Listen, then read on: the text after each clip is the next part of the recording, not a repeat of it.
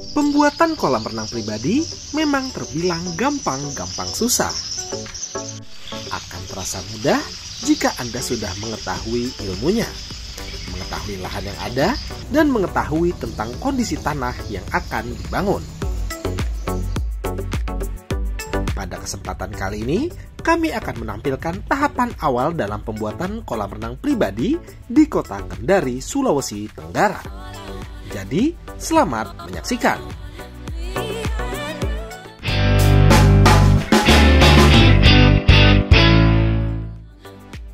Pembuatan kolam renang pribadi memang sangat digemari di beberapa wilayah, tidak terkecuali untuk sebuah kota yang kami singgahi kali ini. Kami kembali diberikan kepercayaan oleh owner dari sebuah lahan yang akan dijadikan kolam renang untuk menangani pembuatan fasilitas menyegarkan ini. Kota Kendari, Sulawesi Tenggara. Di salah satu tempat di kota ini, kami akan membuat sebuah kolam renang pribadi di lahan yang masih kosong seperti ini. Yang menjadi pertanyaannya, apakah pembuatan kolam renang pribadi yang masih berupa lahan kosong dan nantinya akan berada di dalam hunian seperti ini diperbolehkan selesai terlebih dahulu sebelum adanya konstruksi rumah? Mari kami jelaskan.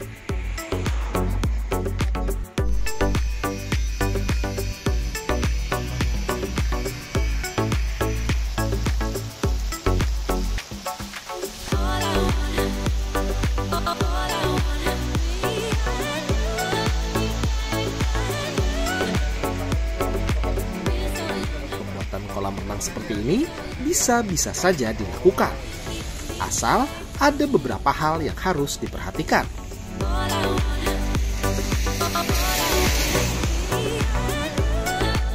Seperti yang pertama dan wajib kita ketahui adalah mempelajari gambar kerja dari seluruh bangunan yang akan dibuat.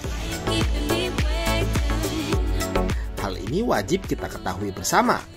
Jangan sampai terjadi adanya tumpang tindih struktur ataupun konstruksi antar bangunan rumah dengan kolam renang. Penempatan titik pembuatan kolam renang yang tepat sedari awal sangat perlu dijadikan perhatian pula. Selain itu, titik leveling atau titik nol bangunan juga wajib Anda ketahui. Semua informasi yang kita butuhkan tersebut seharusnya akan terdapat di dalam gambar kerja yang ada saat Anda memutuskan untuk membuat rumah pribadi dengan menggunakan jasa kontraktor. Yang kedua adalah perhitungkan jalur. Jalur yang kami bicarakan ini adalah jalur listrik dan jalur air dari kedua bangunan yang akan dibangun, baik rumah ataupun kolam renang. Dua konstruksi ini tentunya masing-masing akan membutuhkan jalurnya tersendiri. Kita bicara untuk kolam renang saja. Setidaknya dibutuhkan jalur pipa air untuk kebutuhan sirkulasi dan juga jalur suplai listrik untuk menghidupkan pompa dan beberapa aksesoris lainnya pada kolam renang. Karena tentunya masing-masing bangunan baik dari rumah pribadi dan juga kolam renang itu sendiri membutuhkan jalurnya masing-masing. Jadi, jawabannya saat Anda ingin membuat kolam renang terlebih dahulu sebelum membuat rumah pribadi adalah bisa-bisa saja.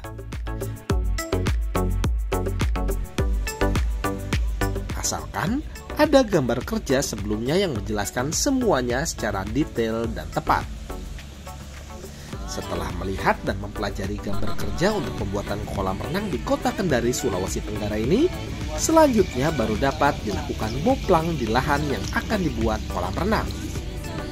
Boplang akan menjadi sangat penting dalam setiap pembuatan kolam renang yang akan dilakukan.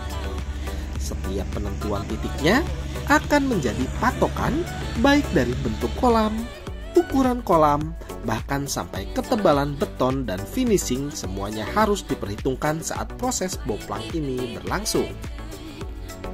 Walaupun dengan bantuan alat sederhana saja seperti potongan kayu dan tali sebagai medianya, bukan berarti boplang menjadi proses yang bisa diremehkan. Tapi malah sebaliknya. Dari proses inilah nantinya setiap ukuran, sikunya kolam, dan bentuknya kolam renang Anda dapat dipertanggungjawabkan. Dalam Boplang, Anda seharusnya sudah memperhitungkan berbagai aspek terkait konstruksi kolam renang, baik dari tebal bekisting bata, tebal beton, tebal pemberian waterproofing, sampai tebal finishing, semuanya harus dipikirkan pada proses ini.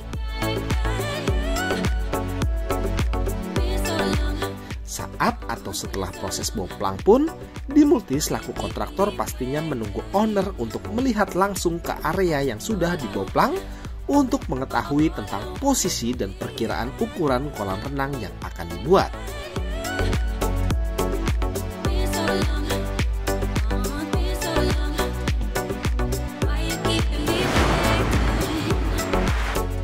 Sekedar informasi, di kota Kendari, Sulawesi Tenggara ini kami akan membuat kolam renang dengan sirkulasi full overflow berukuran total di angka 13 x 4 meter, di mana kolam renang ini akan menjadi 2 zona, yaitu zona kolam utama dengan kedalaman di angka 1,7 meter dan juga zona kolam anak yang memiliki bentuk setengah lingkaran dengan kedalaman 1 meter saja.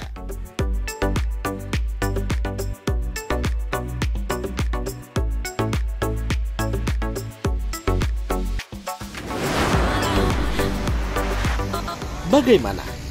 Apakah Anda sudah mendapatkan gambaran jika melihat dari desain kolam renang ini?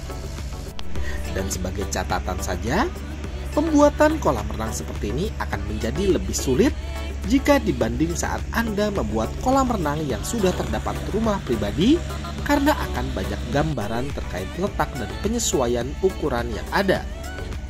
Oleh karenanya, dalam situasi-situasi seperti ini, dibutuhkan kontraktor kolam renang yang memang benar-benar ahli di bidangnya dan juga haruslah berpengalaman.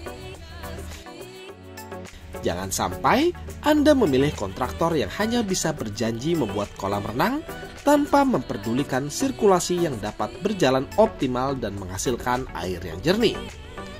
Karena tentunya akan percuma saat Anda memiliki kolam renang tanpa adanya sirkulasi yang tidak sesuai standar dan sulit mendapatkan air yang berkualitas. Semoga video kami ini dapat bermanfaat untuk Anda semua dalam membuat kolam renang pribadi impian. Terima kasih telah menyaksikan video kami. Jangan lupa untuk bantu support kami dengan cara klik tombol like, subscribe, dan tekan tombol loncengnya, serta bagikan video ini agar channel ini dapat terus berkembang dan dapat terus membagikan manfaat untuk Anda semua. Sampai bertemu di video kami berikutnya dalam Dimultipool Channel. Sampai jumpa. Dan jika Anda membutuhkan jasa pembuatan ataupun renovasi kolam renang yang berkualitas dan juga bergaransi, Anda dapat menghubungi kami di nomor berikut. Atau Anda dapat menghubungi kami di kontak yang terdapat pada deskripsi video di bawah.